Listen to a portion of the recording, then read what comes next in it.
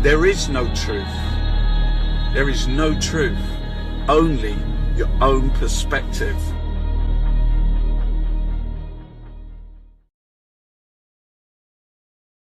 Greetings, citizens of the world. We are anonymous. Today we'll be shedding light on groupthink, a profoundly overlooked aspect of our collective psyche. Groupthink is the sense of connectedness we feel when we are part of something bigger than ourselves. It's the underlying nature of community. It's the tendency we have to act wholeheartedly, even altruistically, on behalf of the groups we feel a part of. And it's the greater unseen forces at work guiding our choices and behaviors. Yet, it is something we are largely unaware of, as we are all under the illusion that our actions are our own individual choices. Groupthink is in fact the psychological prison without bars that holds us in place. How it works is surprisingly simple. In order to gather and enjoy a sense of community, humans must be unified under an idea. Whether it be the idea of overthrowing your government, or the idea of the American dream. And being what brings us together, this idea cannot be called into question without also calling into question the community founded on the idea. So to maintain a tight-knit community, we have an interest in constantly repeating and reaffirming our collective beliefs to each other. We've met under a spell, and that spell cannot break without the breakdown of the community. And no one wants that. So the ideas remain unspoken agreements, guiding our thoughts and actions according to the characteristics of the group mind we've created. And so our behavior is determined as much by the context within which we've come together as it is by our individual personality.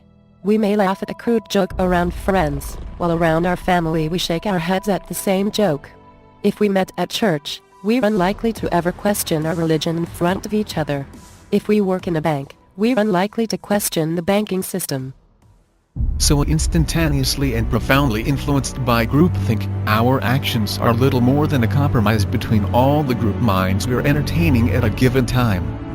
And which group minds we're entertaining is just a matter of our surroundings, primarily influenced by who is present, and which group minds they represent to you, as well as which group mind the physical environment puts us in. Drinking at the bar, we strive to show each other how much we don't give a fuck. But at work, we would never dream of stepping out of line. Around police officers we present ourselves as so-called model citizens, but as soon as they pass we go back to jaywalking and smoking weed. We speedwalk through the city, but stroll through the woods. It may be hard to believe we're so simple, because we experience our actions as based on our own informed decisions. But when we're deciding something, our minds are simply wavering between the agendas of all the group minds which we're entertaining at the time. Our own rationality based on ideas from our past is a factor, but these are ideas arrived upon in the context of groupthink as well, and will be given more or less consideration depending on the context in which we're making our decision. And so, we can never truly know each other as individuals. For we do not exist as individuals, but as reflections of each other, confined to the context of the ideas which brought us together. Now, imagine what that means for a civilization collected under the idea of individualism. If individualism is essentially the myth that we are not prone to groupthink, and we are forever reaffirming to each other that we could not possibly be mindlessly swayed by the crowd around us, we become incredibly easy to manipulate. Which is precisely why there is a multi-billion-dollar advertising industry, as well as an extremely powerful propaganda campaign which we may never fully uncover the extent of. As a matter of course, human civilizations come up with more and more ideas over time. And having been under the spell of individualism for so long, many of our ideas have been founded on the division and separation of that core belief. The copyright system, the banking system, the military, the government. This makes it even harder to break the spell, as it would call everything into question. Yet, as they tighten their grip, these are precisely the systems and institutions that people have been rising up and calling into question in the last few years. As more and more people rally behind any idea, the idea is continuously reinterpreted by the influx of new people, the group mind becomes less refined, and eventually it evolves into a mindless mob fighting to bring the idea to fruition even though they're not really aware of what the original idea was. This is how religions founded on peace and universal brotherhood eventually have people fighting and killing in their name. This is how the governing class becomes more self-serving over time no matter what principles a country was founded on.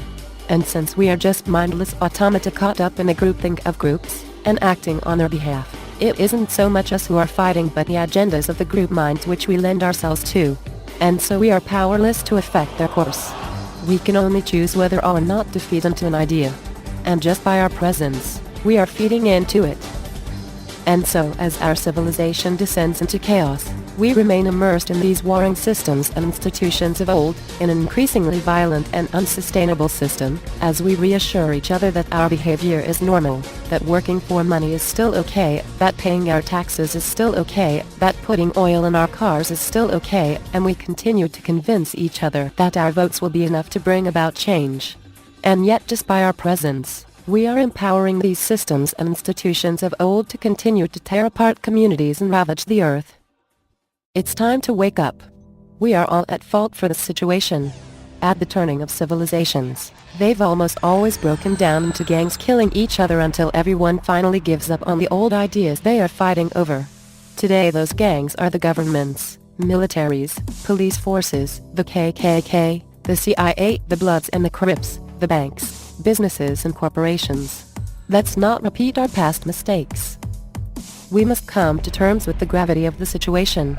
Our whole civilization is based on a lie. There is nothing that can turn things around. We have to recognize when to pull the cord. We have to abandon ship. For if we were to truly realize the extent of our interconnectedness, much of what we're doing doesn't make much sense. Why are we still paying taxes to the very people who are slowly imposing martial law on us?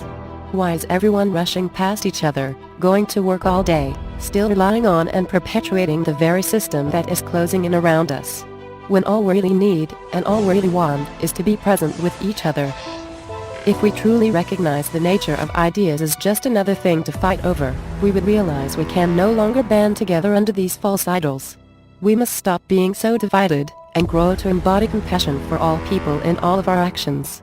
We must stop working for group agendas, and gather only in the spirit of unconditional global compassion, by any name.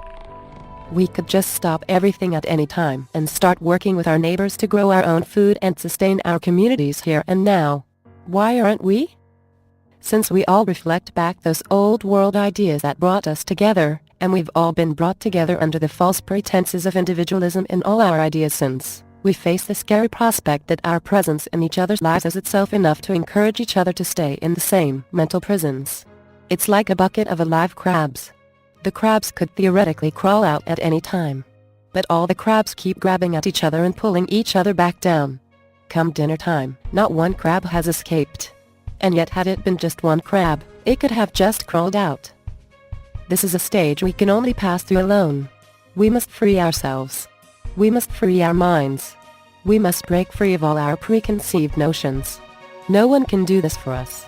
And no one will encourage us to do it from within the context we already find ourselves. It may be scary to leave everything behind, but it's the only way we'll be able to completely break the spell and free ourselves from our old ideas. And it might also be the only statement strong enough to set an example for the ones we are leaving behind. But don't worry, we aren't really leaving anyone behind. We're leading the way. What we're really breaking away from is the context in which we met. Find new spaces.